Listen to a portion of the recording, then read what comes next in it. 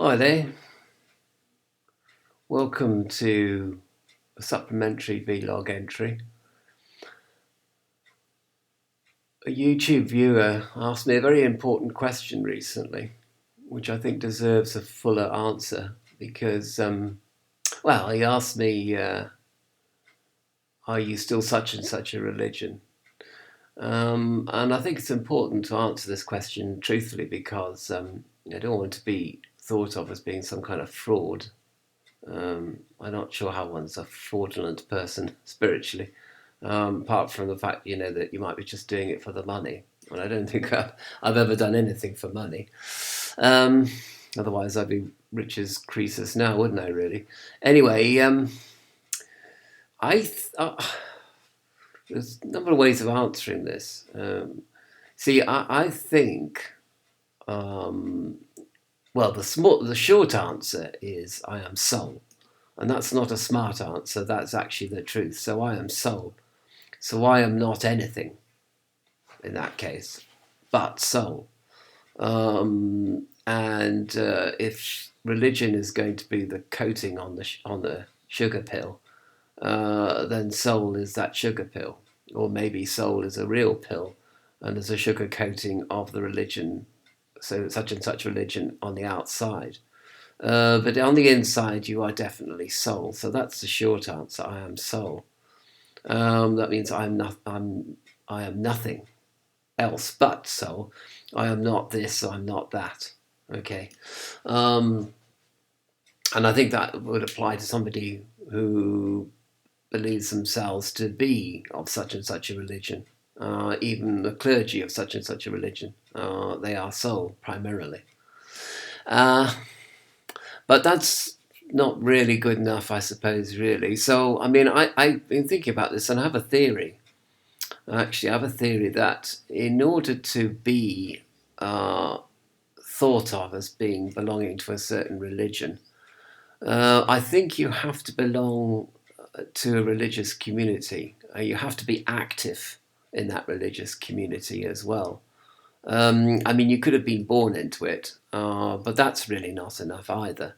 There's plenty of people who are in name only Christian or Buddhist or Hindu, but they don't practice and they don't belong to any sort of community. They are secular for all intents and purposes, so I don't think that it's not enough to be born. You have to be an active part of a thriving online or offline community, and preferably offline as well, because I don't think online cuts it really either. Um, you have to be able to see the people and to smell the people and to see them in three dimensions. But it could be that, especially nowadays, we have to be on sort of a conferencing network. Video conferencing has to be, especially at the moment when this video is being made with the coronavirus pandemic. Is traveling and meeting people is pretty much out, really. So it's going to be all online, which is a good and a bad thing. Uh, so I think if you're not really part of a community of believers, you are what I would call an ologist. For example, Wicca. You're not a Wiccan unless you're part of a Wiccan coven, even if it's the outer circle of it. Um, you're more of a Wiccanologist if you're just studying. For example, just reading books about Wicca and doing the odd spell here and there. You're basically a Wiccanologist. You're studying Wicca, but you're not part of the Wiccan community. Of course, against that, you're going to say, well, there's lots of hedge witches who operate on their own, and lots of people who are shamanistic or shamans, modern shamans, and they exist on their own as well and do their own thing and not part of any community or even any network. They keep themselves really, really much to themselves. And that's fair enough. So I suppose that brings me on to the third thing. And although before I get there, I was just going to say, well, To be a Christian, you have to be part of a Christian community. Otherwise, you're more of a Christologist. If you belong to a Theosophy lodge, all well and good. Otherwise, I think you're a theosologist, a theosologist, and so on. You're not sort of really quite there, sort of thing, but you're almost there. But anyway, what about shamans? What about people who deliberately work on their own, have nothing to do with any communities of other people at all? And I think to go back to open up the third point here, which is although your soul, obviously there are lots of different angles to your soul. And there are all loads of different angles, and I think sometimes you see yourself from a different angle at different times of your life. Certainly, I've done that, so your soul, but then you're out here looking at yourself and operating perhaps at a certain angle. So you're seeing your soul from a certain angle, and that angle may include Buddhism, Theosophy, occultism, Hermetic philosophy, Neoplatonism, Odinism, Wicca, Eckankar. It could include a lot of different. You're pretty true to the angle that you're seeing your soul at. So you're pretty dedicated and committed to a particular religion. I think one's religious perspective changes, and yet at the same time it doesn't change. So I could say, you could say I'm a theosophist this year, but in fact, you've always been a Buddhist, for example. But you might go back to Buddhism next year, and you might do tantric sex magic the year after. But I suppose you're always going to return to the faith or religion that you had at the beginning of your spiritual journey. So I suppose in that sense you could say, well, I've always been that religion, and I probably will always stay that religion at base. But I do change my perspective from time to time. I do go into other religions and see the world from other perspectives. So as far as Gnosticism is concerned, I mean, I don't join. I'm not a member of any Gnostic order or Gnostic group or Gnostic church. So I suppose I'm a Gnosticologist. I'm a studier of Gnosticism, but and that might go on for a few years. Where I'm absolutely dedicated and committed to that, and do loads of writing and poetry and video making and even music dedicated to Gnosticism. I derive a lot of power, internal power from my association with Gnosticism. But I wouldn't say I was a Gnostic. I wouldn't say I was a Christian, even though I might see the world from a Christian perspective from time to time as well. And of course, there are many different Christian perspectives to see the world, to see soul from as well. Come to that. Everything from the Westboro Baptist Church to the Liberal Catholic Church, or Unitarian Church. So there's lots of different ways of looking at yourself, the world, and soul from different religious points of view. So I think. But I suppose there is a core set of beliefs, and of course there is in theistic terms, there is a central God whose name you know, and if the name of that God is known to you, and you align yourself or you relate to that God so named, and you have done for many years. Then I suppose that is your core belief.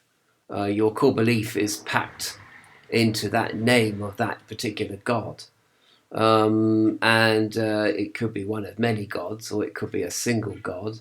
It could be monotheistic, or it could be polytheistic. I think I am a polytheist at heart, really.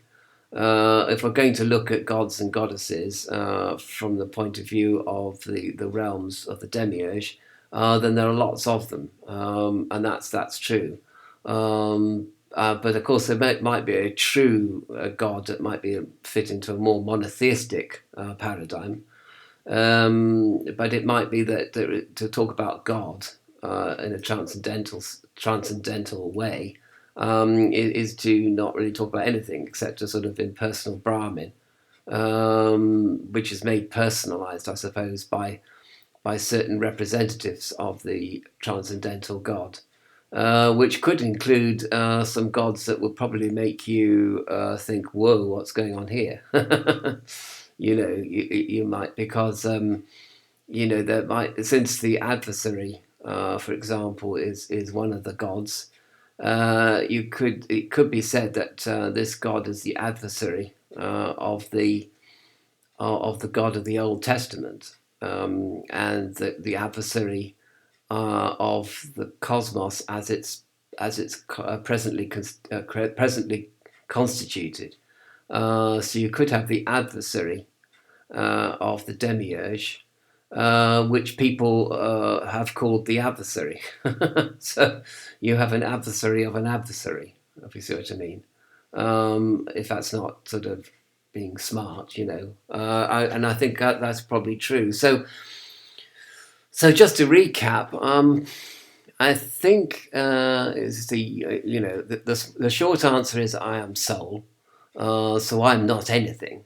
I'm not A or B. I'm not religion A or B. I'm not an ist, and I don't belong to an ism of anything, because if you belong to an ism, it tends to schism anyway amongst people. So I am soul rather than an ism. I don't belong to an ism. I belong to the soul consciousness.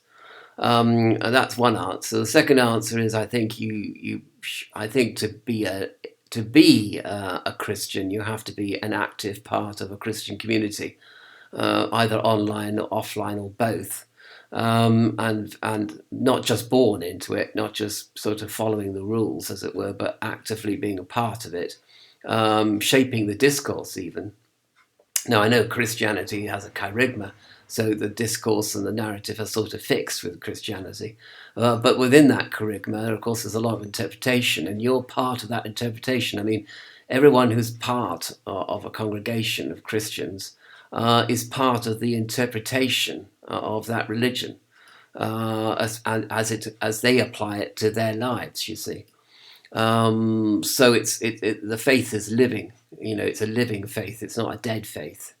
So it's living and changing and being redefined. Religions are always being redefined. So a community is very important to be a Christian, for example, or a theosophist, for example, or an Odinist.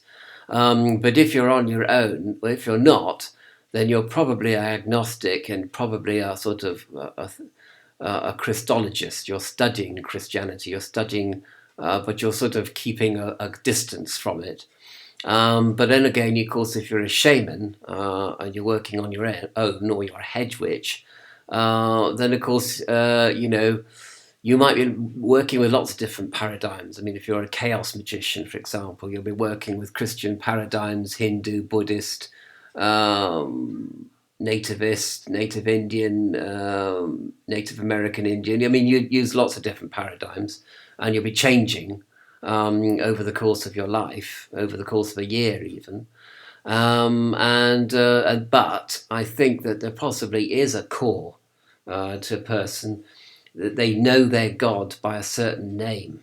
Okay, they might even know the true God by a certain name. A certain name which is sometimes ascribed to a demigod or even the adversary of a god. It's possible to acknowledge a god by name, which a lot of people would say is not a god at all, but a demon or or an anti-god, or what they call the Hindus call the asura. Rather than a Devi, you could say that the Asura is your god, and you have this God at your core. This God is your core belief, and you've always had it. For example, in Wicca, you could have somebody who says, I've always known Kanunos. Kanunos appeared to me one day in 1985, and I've never changed my mind. I mean, Kanunos appeared to me. I had a transcendental experience with Kanunos, and he said, I am Kanunos, and you are my devotee. And that happens in Hinduism for a lot of, people have a visitation from a god, like Vishnu or Shiva, and that is your god forever, and you're a devotee of that god. You're chosen by that god. But of course, that god's name could be the name of the transcendental God, of whom I have spoken on this channel. Possibly, or possibly not. That would depend, I think, on a lot of different factors, really. So I hope that that's a sort of answer to the person that asked me this, because I mean, if you've been sort of espousing a certain religion for many years, and then you're espousing a different religion, people want to know what's going on, really, which is natural.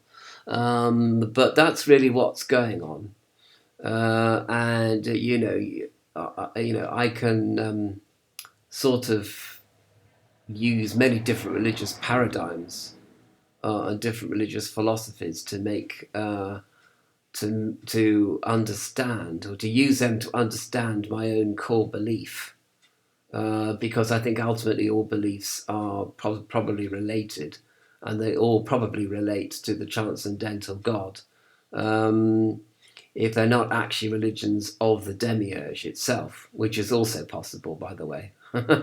And so I don't know if that answer is going to satisfy anybody who's looking at this channel, who knows me from another channel that I used to have, and that's. But I've also said, of course, to this person, well, also, my only constant really is yoga, and everything else is poetry, performance art, and other shamanistic trances that I may go into, and that's also true as well. So that there is a certain core, which is the name of my God, but that's not for discussion. That's not to be revealed in any detail. And then there's a lot of discussion and poetry and presentation and performance art about lots of different aspects of that particular god or religion. And that is basically art. That's art, or shamanism in one form or another. So it's my answer is very vague, and it's probably what they call a politician's answer. In which case I'm sorry about that.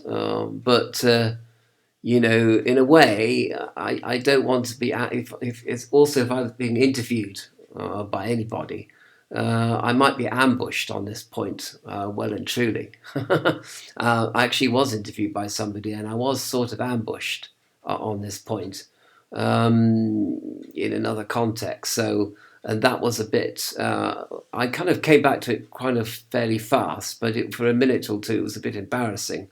And I even had to say that, did I really write that? I don't remember writing it. Well, actually, I really don't remember writing it. I often write things and don't remember what I've written. I've written thousands of poems and thousands of treatises and thousands of papers and essays and things like that. And made hundreds of YouTube videos as well. So often I don't actually remember what I've actually written or presented, but I presented it very passionately at the time, which I think is what a poet or an artist must do. They must be passionate about what they're presenting or expressing, even if later on they sort of change their minds. or they water it down or something like that, or go on to something different.